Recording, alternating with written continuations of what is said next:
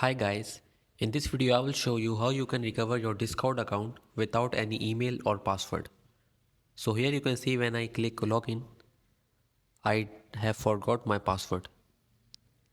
So in order to recover it, I need to go to support.discord.com and on top left you need to click on submit a request and then in the drop down click on help on support.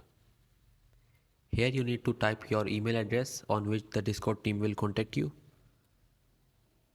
I will enter my email address.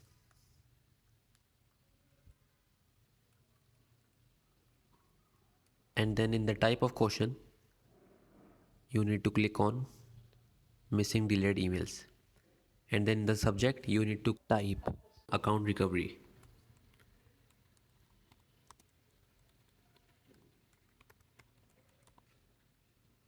and in the description you need to describe your issue. Here I have some pre-made text, you can copy it as well.